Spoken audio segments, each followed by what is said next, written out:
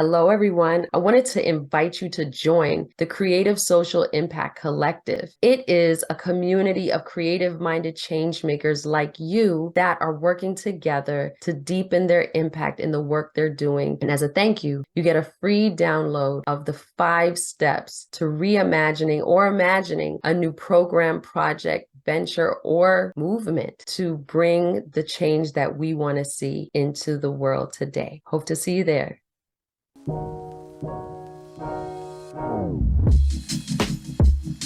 From battle rapping moving forward, just being a part of the cypher and freestyling, when did you know or what did you realize that your words could connect a little bit deeper? Like not just for the sake of doing it, but like, yo, there's a message we could put out behind this. Like, so when did that take shape for you? So to be perfectly honest, there was probably nothing positive about my music until probably mid-20s. I mean, I knew I could affect people because I knew how deep I could cut people with stuff that I was saying. Like me, when I grew up, I had I still down with my group, City Squad.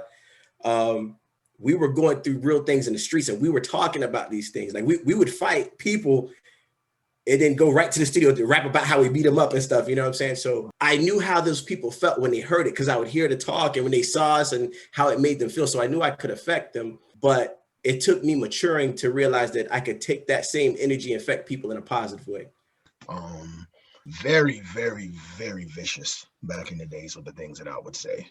Like Johnny said, I cut your soul in a song. Like I would, would reach in and for me, the biggest thing that made me even think twice, made a song with an old friend of mine. And I mean, I went ham on women in this song. I'm talking about, and I didn't have to necessarily use the degrading words per se, but when I put it together, you still sliced them and had them feeling like less than. My mom said, "Whoa, that's you?" And I was like, yeah, and she was like, "Love the talent. But man, you're angry." And it was like, and you got to understand, well, you don't know me that deep, but my mom hated rap. You feel me? To my mom, rap was just a bunch of noise, you know what I'm saying, or whatever like that. So in one hand, it was like, she acknowledges, oh snap, my son can do this. But then also let me know she's paying attention into the words because she actually had feedback based on the actual song. You feel me? And I was just like, kind of like what Johnny said, I knew I could impact you. You feel me? But the concept of a message, I ain't think about that because back then it was just this how I feel, this is how I think, and y'all gonna take it exactly the way I want y'all to take it. And I didn't care how you felt.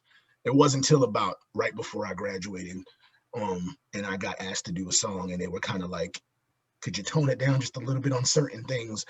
And when it came out, I was like, oh, this must be what people were talking about. Got it.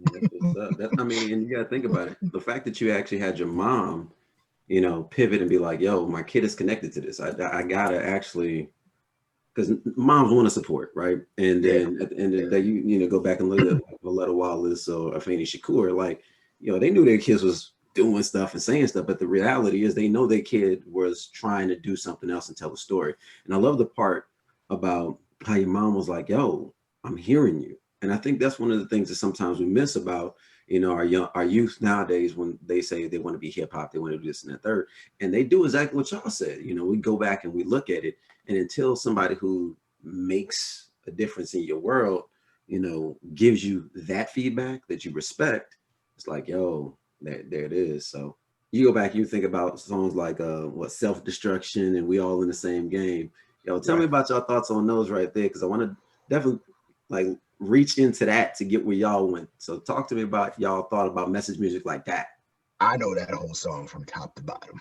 I think we all old enough to remember The Box.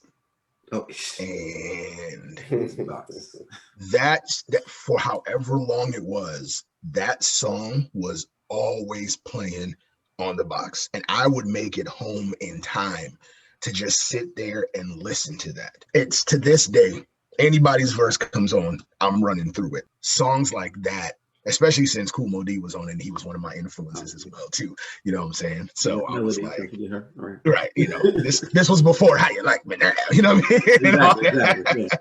And all that. It was just like, that was always a reminder to me. This is what rap sounds like when everybody kind of gets together and has a main goal.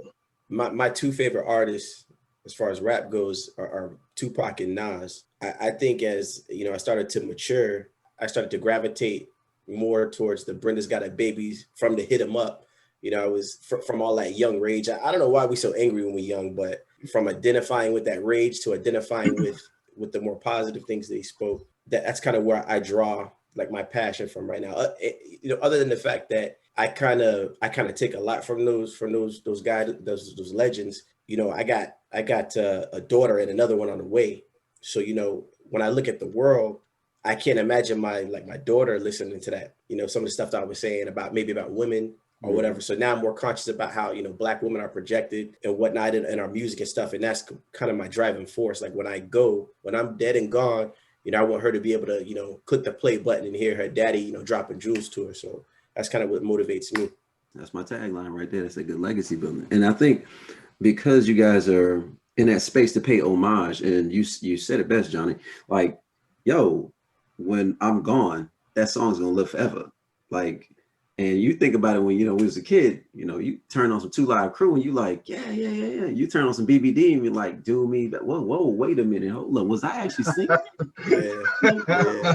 Like, so, you fast forward, you think about where we are now, especially as men of color. We having families, being a part of a union, and you want to bring up a seed, and you look and you say, that's the message. Fast forward into your track, and just like for Demon Eyes, like where did that come from? Because when I first heard just a couple of just the chords coming out, I'm like, all right, and then I'm hearing the bass, and all of a sudden, boom, Demon Eye. Like, what? Hold up. So what was the inspiration behind that? Like, that was live. I'll say between Barack Obama and Donald Trump, there's a lot of things that drove me to put that together. I watched Barack Obama. I'm not even big in politics, but I watched this guy, this man for 8 years just be ridiculed. Him, his whole family, his wife, called racial slurs, just unfair treatment. He was talked about for wearing a bike helmet on a bike. You know what I'm saying? For wearing a tan suit, things like that. And then I watched Donald Trump, and he's seeing people that hated Barack Obama. They love Donald Trump. And I was thinking about it one day. I was like, yo, every negative stereotype about Black men they say they hate, Obama was none of them, and Donald Trump is all of them. Wow. And I was sitting there thinking about how crazy that I was. Like, it's so evident that you hate this man because of his skin tone. Because you say that we have multiple baby mamas, we have foul mouths, all these things they say about Black men. It was true about this white man, but they loved him, but they hated the upstanding Black man. So I just saw how everything was reversed. And I was like, damn, these are devils, bro. These are devils. And I was like, demon eyes. It just clicked. And I was like, boom, there it is. And I just started writing from that perspective. What if Black women were good mothers and white women were twerkers and Mexicans were lazy, white men were hard workers? If I told you that you did 80% of the killings but excluded my murder of natives and slaves in the millions, what if I strung you up in trees?